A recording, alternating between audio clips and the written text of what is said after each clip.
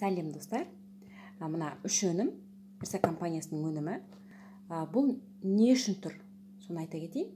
Алдында өзімнің балам ауырған кезде, тамағы ісіп, жөтеліп ауырған кезде, осы Протек 20-ны бердім. 11 жастағы балама 2,5 миллиграммнан 2 уақыттан бердім. Сумен ішеді.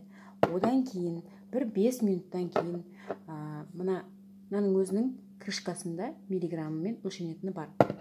Одан кейін бір 5 минуттан кейін мына прополисті мына пипеткамен мында бір капля, мында бір капля аузын ашып тұрып тамызам, жатады бала и 5 секунд ұстап тұрады. 2 капля, мына тамағына и мына жағына, домалақтарына. 5 секундтан кейін жұта салады. Бұл енді тамақтың жаңа ісіп тұрғанын басады.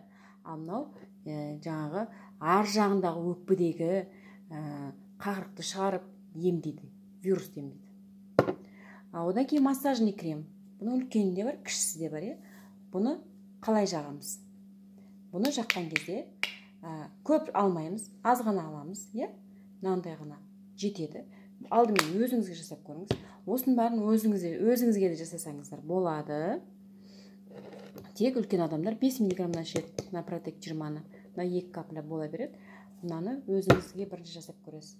Аласыз да, мысалы, балаға болсын, өзіңізге болсын жағасыз, мына жаққа кішкене бір өкпеге қарай жағып, одан кейін бір орамал немесе жатарда көрпені жауып қойып, сөйтіп жатса болады. Аз жағамыз, балаға аз жағамыз, өзіңізге бірінші жағып көріңіз деп жатқаным сол.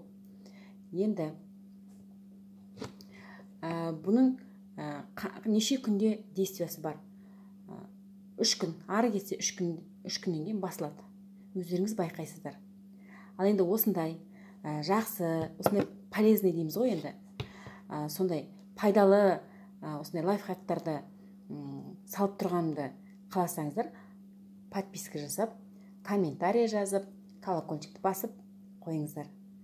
Ем болсын, сұрақтарыңыз болса, комментарийға жазып отырыңыздар. Подписка жасауды ұмытпаңыздар. Және достарыңызға присылать етіп дейді ғой, жіберіп қойыңыздар. Рахмет сіздерге, үлкен рахмет.